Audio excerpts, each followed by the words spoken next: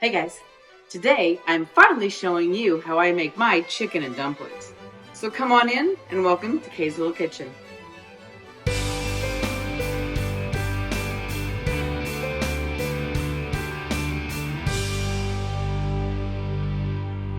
Hey guys, let's talk chicken and dumplings.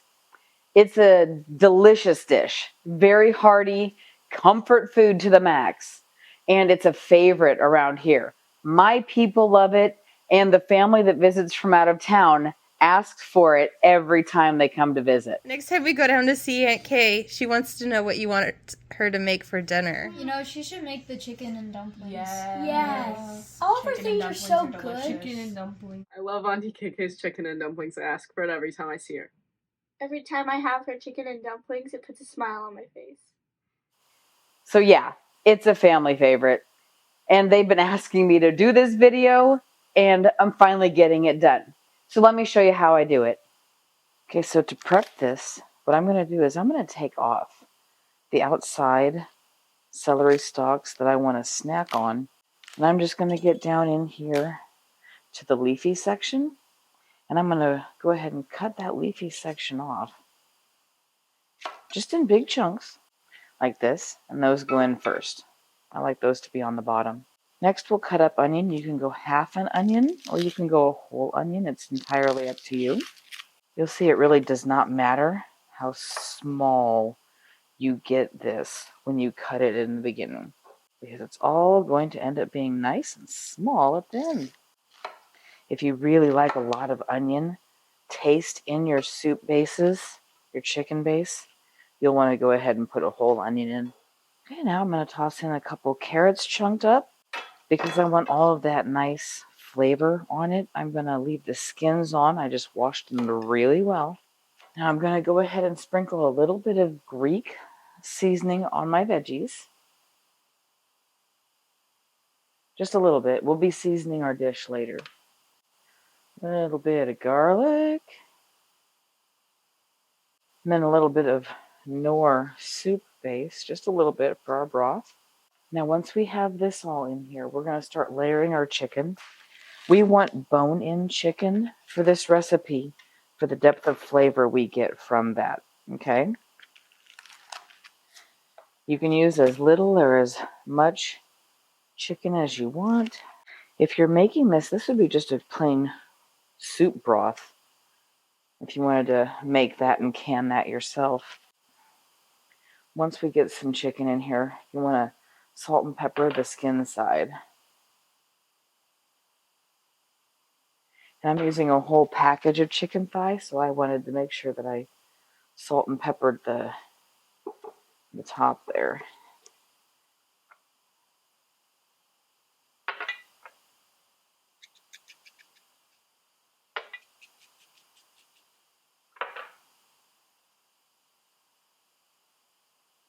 Okay, now I'm going to go ahead and toss some water in here.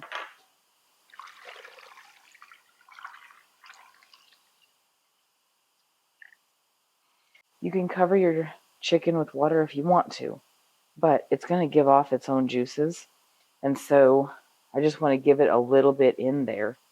This is going to go low and slow for about 6 hours, at least 6 hours. Yes, you can do this on high if you really got to get it done quick, but the flavors will meld together and marry together beautifully. Okay, now that the chicken and the vegetables have simmered and done their slow cooking thing for the day, I'm going to pull the chicken out as carefully as I can, and we're going to put them on a plate so that they can cool down, so that I can not burn my fingers later when I pull the meat off the bones. And I'm doing this as carefully as I can because you'll see in a minute, I need to make sure that none of the bones, none of the cartilage, nothing flips into this water so that I have to pull big chunks of bone out of it.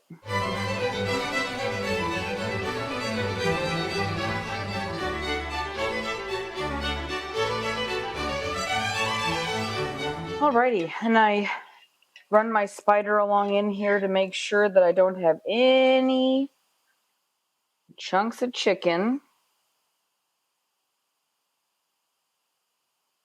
Nothing that I want to avoid going into my broth.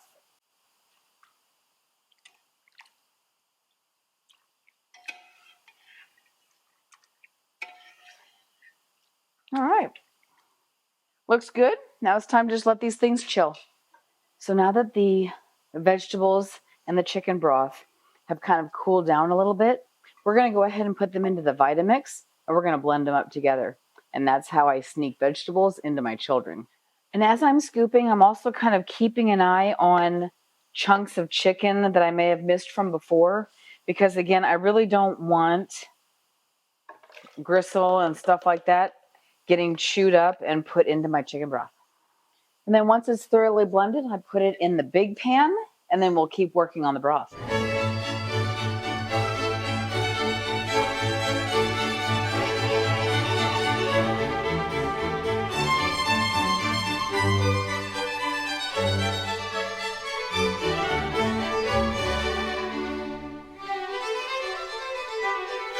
So now what I'm going to do with my chicken broth here is I'm going to get it on a low heat, let it simmer and get happy for a little bit, and then we're going to taste it and see what else we might need to add.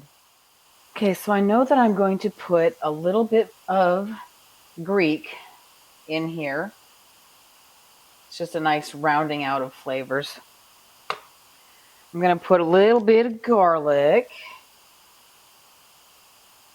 Just a little bit, because this isn't an Italian dish. We're not going heavy on that. A little bit of the Italian seasoning, punching it a little bit at a time.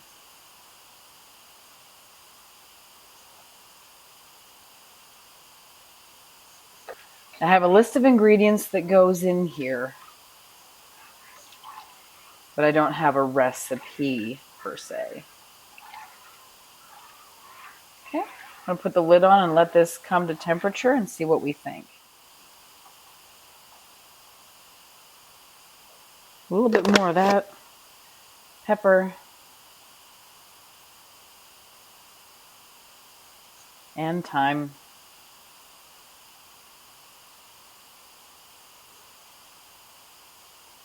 Okay, now for dumplings. Dry ingredients first. 6 cups of flour. A teaspoon of poultry seasoning. And then we're going to let that run around together. A little touch of salt. Now we're going to toss in our shortening.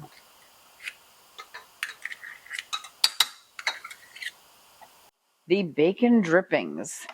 Yes, you heard right. Bacon drippings.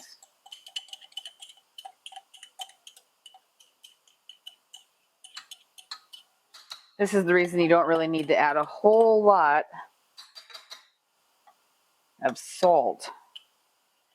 So with our homemade bacon, there's not a lot of salt in there. Okay, see how we're looking more like coarse sand now? We are ready for our milk. 2 cups of milk into the stand mixer. And what I'm looking for is almost like a Play-Doh pasty consistency. Oh yeah, that's a great dumpling. All right, it's time to roll out our dumplings.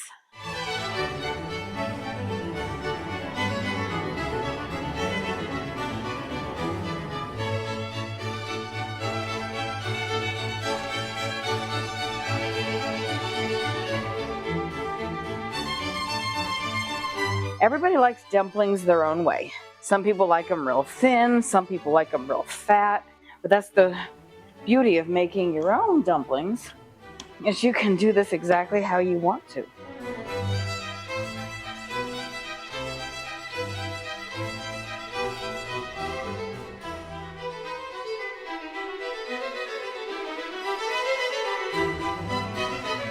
I prefer to cut my dumplings a little on the skinny side, not big old squares. I like to fit several dumplings on my fork at a time. I like a pizza cutter, does the job just fine, because these are going to puff up. That's why I like to keep them a little bit smaller when I'm cutting them.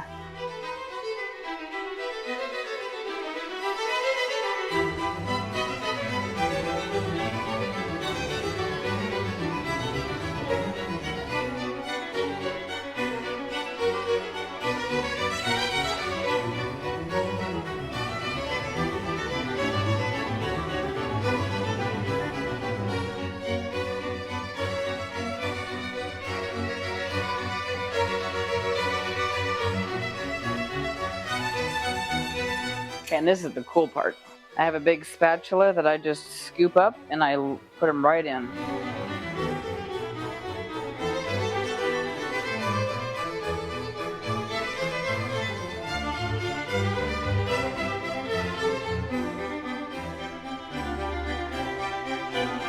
You want to give your dumplings a little stir in the juice. The chicken has not gone in yet. All we have got so far is the chicken broth and the dumplings. And then they are going to steam inside your chicken broth, your homemade chicken stock. This is going to simmer and steam for 20 minutes, okay?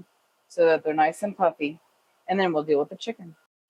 Okay, the final step is to get the chicken into the pot with the rest of the stuff. And that's why I love working with chicken thighs. They're very easy to do this with. It's just one chunk of meat that you shred in.